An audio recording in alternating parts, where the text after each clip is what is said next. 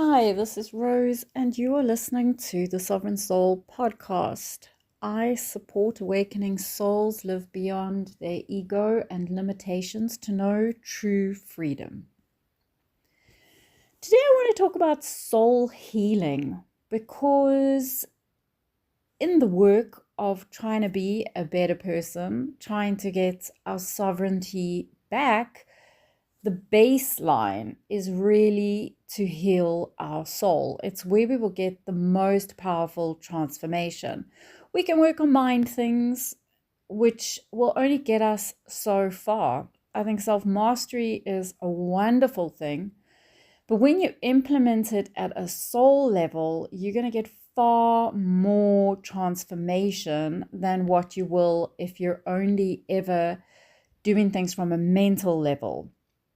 I think the soul level is the heart level. Well, it can be when we learn to heal the soul. We all have the soul, but how we drive it or how we respond to it, how we live with it, and what we do with it is really what determines our amount of freedom while we are living in this human body and living on planet Earth, and while we are still perhaps tied into that spiritual energetic matrix around the earth after we die, and therefore in that reincarnation recycling of souls cycle.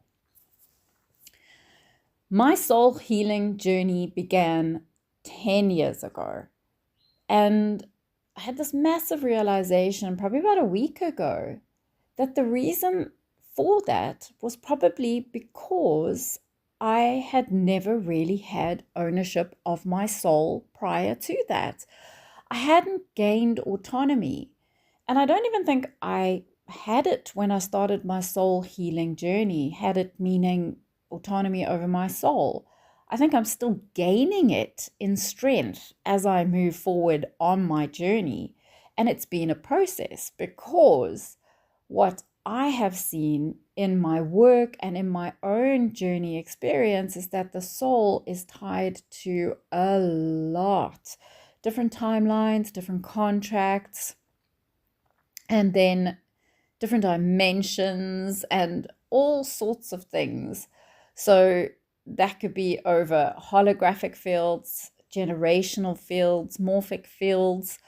And basically, in order to reclaim our sovereignty, we got to try and bring it all together, because otherwise we're scattered in ourself. And now I'm talking on like a huge amount of, if I can say, cosmic levels, because I'm not just talking about this one life, this one human experience that we're having right now, like not me as Rosemary or you as John or, you as Sarah. That's not what I mean. I mean it on a much bigger scale than that. So my soul healing journey, which started 10 years ago, was the realization first and foremost that I needed to heal my soul. Up until then, I thought I needed to heal Rosemary, whoever I thought Rosemary was. I thought Rosemary was broken. I didn't see myself beyond the identity with who Rosemary was. I understood certain concepts, but I certainly didn't fully grasp them. It was like you can understand things with your head, but not with your heart. There's not a communication between the two. You can see what you want, but you just can't seem to do that. So I was living very much attached to whoever Rosemary was. So Rosemary is my birth name. Rose is just much easier for people to grasp my name. Rosemary seems to confuse people. Anyway, just a side note. So anyway, I was living from that. I was living from Rosemary, the head of who I identified myself as. I had done shit tons of work on myself. I have always been a searcher, and I was really consciously trying to drop my baggage, probably for about 17 years prior to having this realization that it's my soul that needs healing. And the funny thing is, which I look in hindsight now and I go, oh, I understand this lady's reaction. A friend of mine had another friend who was a really, really great healer and spiritual worker, and he wanted to connect us. And so I had a call with this lady, and I was so excited because it was like it had a breakthrough. I was like, focusing on soul healing. And she was just so cool. And she went, yeah, isn't that what it's just all about anyway? And I was like, huh, she obviously knows a lot more than I did. And I'm pretty certain that she did. Anyways, so in order to heal our soul, we have to realize that our soul belongs to us. You can't take responsibility for something that you don't even think belongs to you. So if you believe that your soul belongs to God or Jesus or Buddha or Krishna or Allah or whatever it is that you believe, then your soul doesn't belong to you. It's just the way, it's just a fact. I mean, I'm not stating something that doesn't seem logical or obvious here.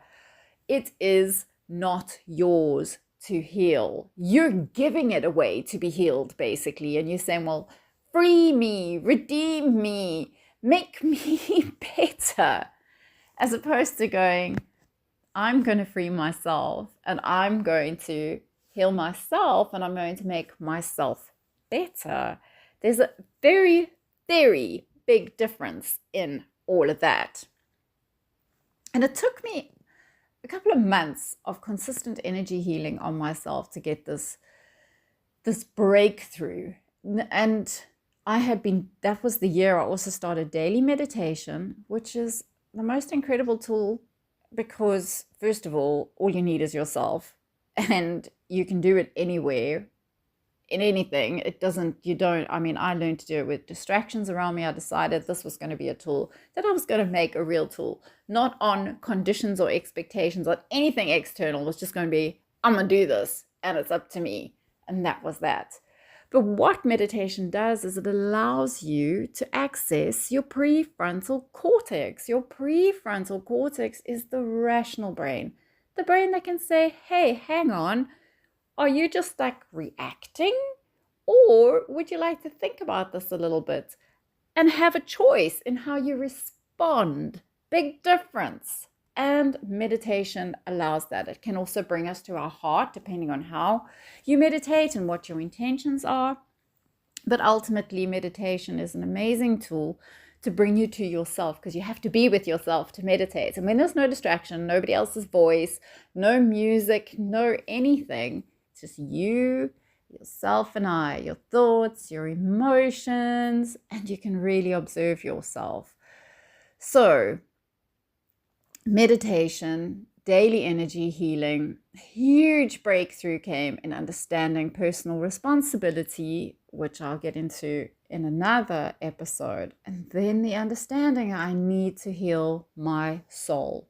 And from there, I have begun to take ownership of my own soul, understanding where I have consistently given my power away to systems, to beliefs, to religion, to my family, to my past, to what I want as opposed to what I have, all of these different little things.